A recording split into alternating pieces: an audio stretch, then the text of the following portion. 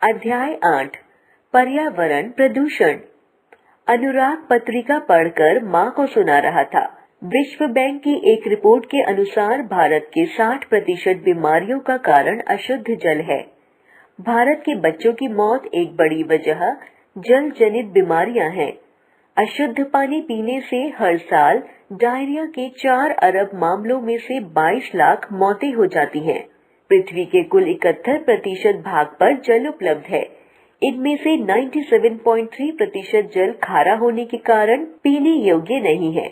सारी दुनिया पानी की कमी से जूझ रही है। स्वयं अनुराग का परिवार भी पानी की कमी से जूझ रहा है। पहले उनके क्षेत्र में थोड़ी ही गहराई पर पानी के हैंडपंप लग जाते थे।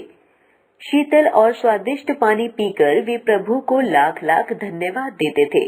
उनके घर में उस समय फ्रिज नहीं था, परंतु कुछ वर्षों के बाद हैंडपंप के पानी का स्वाद बिगड़ गया और वे टोटी का पानी पीने लगे, जो नगर पालिका के पाइपों के द्वारा पानी की बड़ी टंकी से प्राप्त होता था। अब उन्हें फ्रिज में पानी की बोतलें जमा करनी पड़ती थी। हैंडपंप तो केवल दिखावे की वस्तु भर रह गए हैं। आज संपूर्ण विश्व अशुद्ध जल की समस्या से गुजर रहा है। एक समय था जब किसी भी नदी का जल पीकर प्यास बुझाई जा सकती थी और लोग इस प्रकार प्यास बुझाया भी करते थे।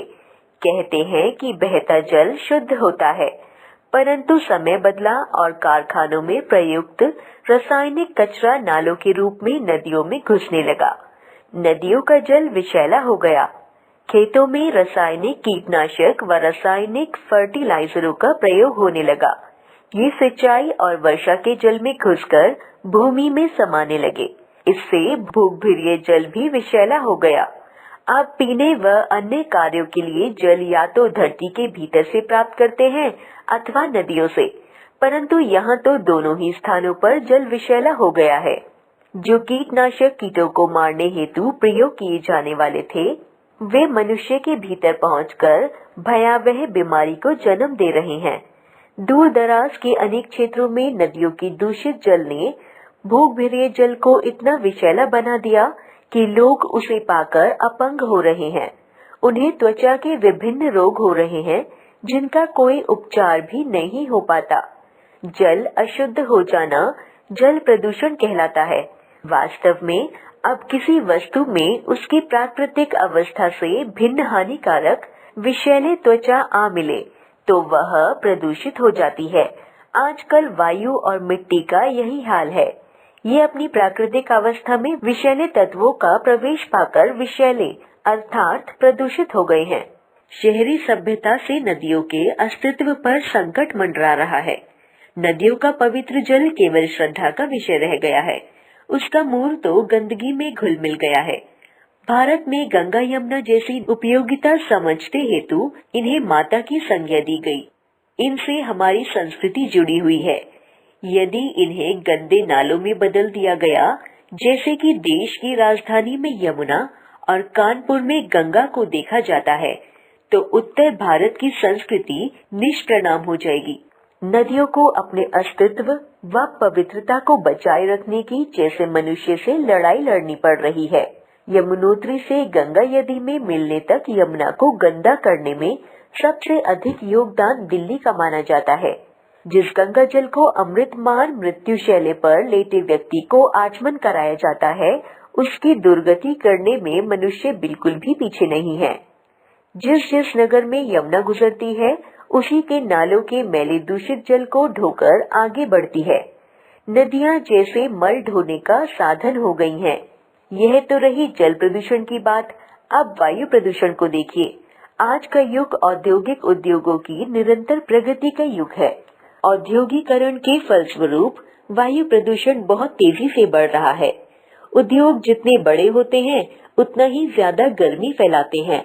इसके अतिरिक्त ऊर्जा उत्पन्न करने के लिए इनमें जो ईंधन प्रयोग में लाया जाता है, वह पूरी तरह नहीं जल पाता। इसका दुष्परिणाम यह होता है कि धुएं में कार्बन मोनोऑक्साइड काफी मात्रा में निकलती है। यह वायु को विषैला बनाती है। वर्तमान में मोटर वाहनों का यातायात में प्रयोग द्रुत गति से बढ़ रहा है। 960 किमी की यात्रा में एक मोटर वाहन जितनी ऑक्सीजन का प्रयोग करता है उतनी एक आदमी को एक वर्ष में चाहिए। दुनिया के सभी शहरों में मोटर वाहनों द्वारा प्रदूषण फैलता जा रहा है। तेल शोधन, चमड़ा, कागज, रबड़, फर्टिलाइजर, चीनी, रासायनिक कीटनाशक, रंग, वार्षिक, प्लास्टिक आदि के कारखाने बढ़ते जा रहे हैं। ये सब ऊर्जा उत्पादन के लिए किसी न किसी रूप से ईंधन को फूंकते हैं और अपने धुएं से सारे वातावरण को दूषित करते हैं। यह प्रदूषण जहाँ पैदा होता है वहीं स्थिर नहीं रहता, बल्कि वायु के प्रवाह से सारी दुनिया में फैलता है। घनी आबादी वाले क्षेत्रों में कार्बन मोनोऑक्साइड के कारण रक्त संचार में 5 से 10% ऑक्सीजन कम हो जाती है।